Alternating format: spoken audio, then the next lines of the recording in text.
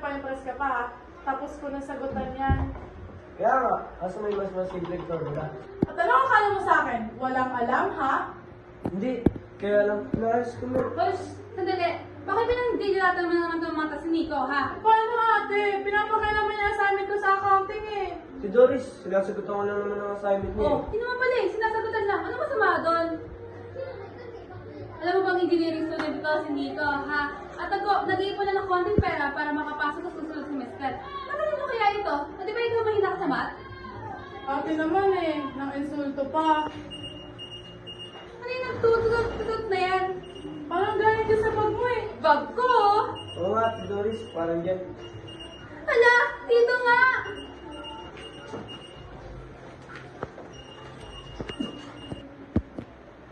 Hindi ito. Hindi ito. Ano to? Pager! Mike Torres. Whoever has this pager, please return it to the... Uy, ibigay mo yan doon. Ibigay mo yan doon kay Nico. Ibigay mo yan doon sa may-ari.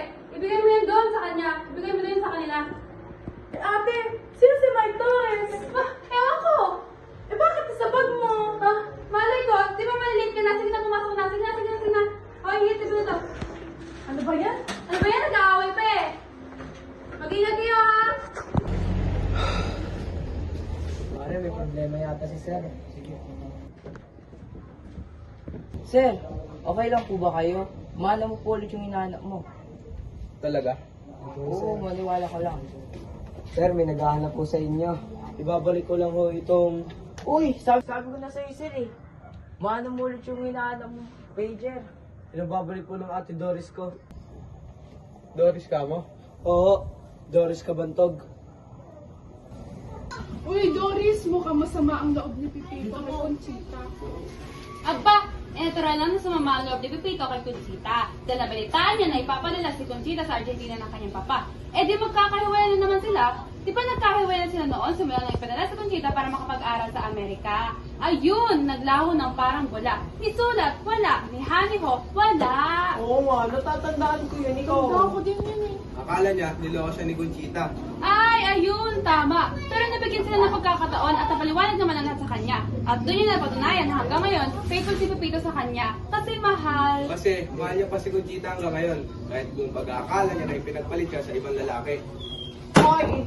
Teka nga, sino ka ba? Kanina ka ba sagot ako sa pagkakasali ka? Ate Doris, siya po may-ari ng pager. Gusto niya po magpasalamat sa inyo sa personal. Salamat! Salamat sa lahat. Pwede bang kumain? Oo, pwede. Pasok po. Oo kayo. Anong gusto mong ulam? Kare-kare? Ay, layo nga pala ang paborito mo. Di ba? Wala kami nun. Salamat at hindi mo pa nakalimutan ang paborito ko. Bumili ka na lang ng iba. Badang, customer! Uy, Doris, tuloy mo ng kwento mo. Ay, saan na nga ba tayo? Tugal mo kasi! Ay, Kanina pa. ayun, tama. Eh, di bang masama ang loob ni Pepito kay Conchita? Dahil hindi mo na maalis sa kanya pagdudulot pag-aalinlangan. Pero nung nabigyan naman sila ng pagkakataon, liwanagan naman eh. Dahil may dahilan si Conchita.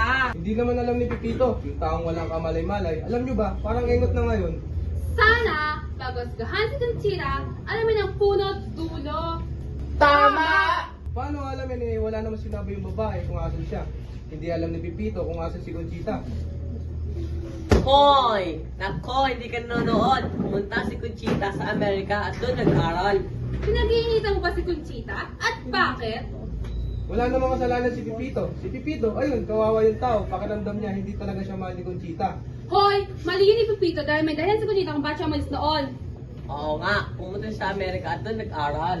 Kahit ano pa ang dahilan niya, dapat nagpakatao siya. Nagpaliwanag sana siya kay Pipito, hindi yung maglalaho ng parang bula. Andito ka ba para sumbatan ako? Ganun ba? Oo, dahil lang kayo, hindi ka pa nagpapaliwanag sa akin. Hindi ako nagkaroon ng pagkakataon para magpaliwanag noon. Pwes, ngayon, pagkakataon mo na. Ngayon pa, nung nalaman ko na kung gaano kakitid ang utak mo, basta meron akong dahilan kung bakit ako umalis noon. Hindi ako naniniwala. Hindi ka naniniwala. Hindi ako naniniwala hanggat di ka nagpapaliwanag. Ayaw mong maniwala. Ayaw. Kung ayaw mo, wag mo. Teka, huwag na kayo mag-away. Huwag kayong mga alam. Ex Ex mo to. Ex na niloko niya. Ex na mabuti na nagdesisyon na iwanan ka dahil hindi ka manalaking karapat-dapat para sa akin. Anong oras na? 5 o'clock. Saan ka ba kasi galing? Inaya ko ni Chuck magmerienda sa labas. Sumama ka naman. Bakit naman hindi? Kanina pa ako naghihintay dito. Traffic kami eh. Bakit ka pa kasi sumama? Teka, bakit ba ang dami-dami mong tanong? Daig mo pa ang ate eh. Sino ka ba? Pwede bang start mo na yung makina at ihatid ako sa bahay namin? Sa susunod, hindi na ako maghihintay dito ng ganito katagal. E di kung ayaw mo, wag mo. Ano bang problema mo? Hindi ako may problema. Ikaw, sa kakadate mo, hindi mo na alam na nangyari sa ate mo.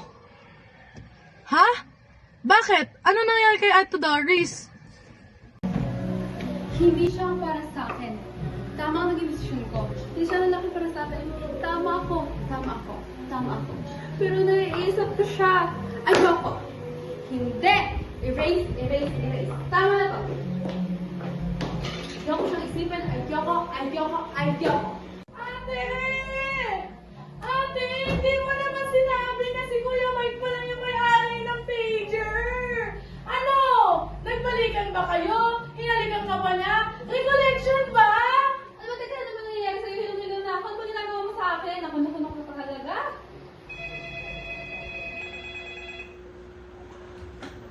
Si Mike ko. Ngayon ako tumatawag mo sa friend. Dapat sagutin. Hindi pwede. Ayoko. Okay. Hello? Sino to? Mike? Oo naman, natatandaan pa kita. 5 years old pa lang ako nun eh. Si ate, gusto mo makausap? Andito siya. Kaso may ginagawa. Ano? Pupunta ka dito? Kailan? Sure? Naku, matutuwa yun. Sige, bye. Naku ate, nadalo daw si Kuya Mike. Magpaganda ka. Halika. Alam mo, kaya nagpapahamak eh. Sino sabihin mo nandito ako? Ate, ikaw nagturo sa akin na huwag magsinungaling. Tsaka ate, romantic chance mo na to, oh. Ano ka ba? Matanda na ako. Aayusan kita. May make-up ang kita. Bibihisan kita ng napakaganda. Ayoko. Sige na, ate. Ayoko. Alam mo, alalakan mo na. Natatanaw pa nung bata pa eh. Ganito ang kaliit. Naglalakad ka na walang panties. Ngayon, dalaga ka na. Binata ka pa rin? Oo. Alam mo, may pagkapilya ka. Parang ang ate mo. Speaking of your ate, asan siya? Si Doris, Bakit? dito ba talaga kayo matutulog? Hinihintay ko lang umalis si Mike dun sa bahay. Kapag umalis, uwi na rin ako. Gusto mo, samahan po muna kita dito. Ano sa tingin mo? Ano naman ang karapatan kong magbigay ng opinion? Tutulungan mo ba ako? Ano naman ang karapatan kong tumulong? Galit ka ba? Ano naman ang karapatan kong magalit? Over ka, ha? Alam mo, kung ayaw mo akong tulungan kay Kuya Mike, edi wag. Ano bang problema doon? Hindi yun sa ayaw kita tulungan. Gusto ko lang, nandito ka sa binigay mong oras. Hindi yun nasasayang ang oras at kita ko. Kung saan ka pa nagpupunta. Bakit ba sumisigaw ka? At anong karapatan mo para sigawan ako? Kaano-ano ba kita? Boyfriend ba kita? Alas 6, nandito ako. Alas 4, ang labas ko. Oh, diyan na syota mo. Hindi ko syota si Chuck.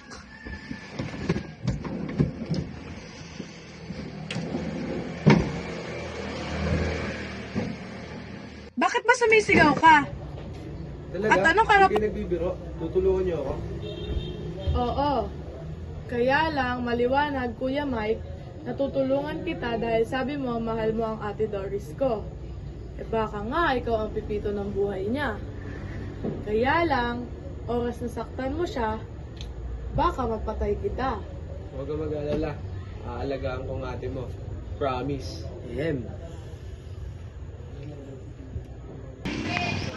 Sorry Sorry kanina. Sorry din ah. Sorry din sa mga mali kong ginawa. Galing, no? Sa inaba-haba ng panahon, nagkita pa rin sila. Tama nga si Ate Doris. Pag soulmate mo, magkikita at magkikita kayo. Kaya sana yung laban percent ko, sana soulmate ko rin. Diba sabi mo, nanay, matapobre, nakakainis, sosyal, at maarte yung babaeng yun? Yun o eh. Taray, matagobre. Hindi talaga. Nakakatawa. Diyos ko. Tara. Babae pa ako ng mga kay... So, paano? Tuloy ang plano? Ikaw na bahala tumawag kay Ate Lisa. Sige, ako na bahala sa kanila. Di ba nagsorry ka na sa akin? Nagsorry na din ako sa'yo. Ready magkaibigan na tayo? Oo. Ready tabi na tayo sa harapan?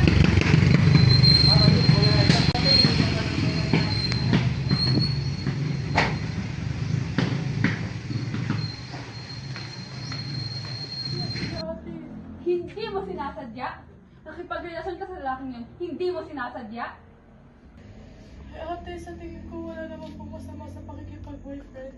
Ayan ang mga palagay ng mga babaeng madaling nabuntis, madaling nag-asawa, at nasira ang buhay dahil sinasabi mong pagmamahal na ipinaglihim mo sa akin. Ate, sasabihin ko naman po sa'yo eh. Paano mo sa akin sabihin, ha? Paano mo ipagtatapad sa akin? Ang isang bagay na alam mong kahit kailan hindi ko matatanggap.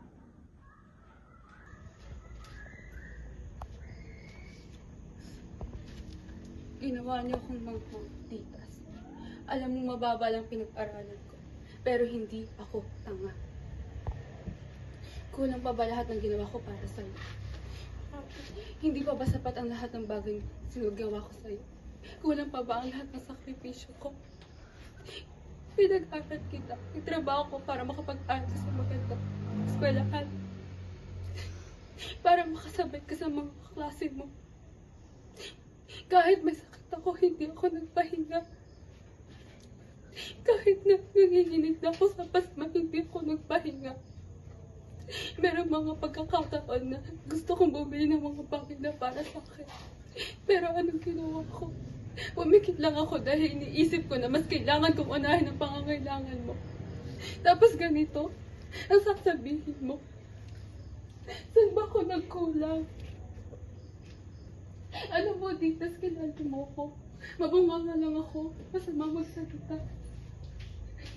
Pero kahit tanungin mo ang Diyos, buksan mo ang puso ko. Mabuti ang intensyon ko sa'yo.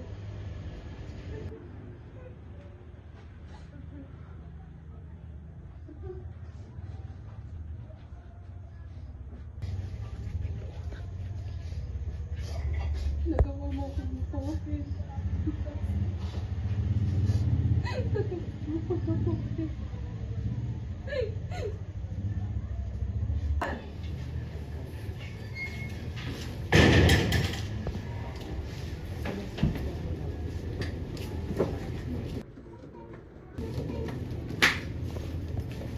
Kapal na mukha mo para mapakita sa ganyan ng kaya ko! Inaayos na naman yung kuryente kasi baka pasimula ng sunog, ate. Ano mapakialam mo kung masunog ang karinderya ko, ha? Ano mapakialam mo? Kaya ano sa'yo? Ate! Lumayas ka! Lumayas ka! Pinagkatiwalaan ko man din kita. Itinulong kita ng isang parang kapatid. Pero ang ginawa mo sa akin, tirantado mo ako. Kung alam ko lang na ikaw ang makakasira sa relasyon namin magkapatid, edi sana umpisa pa lang pinatay na kita. Hayop ka! Lumayas ka!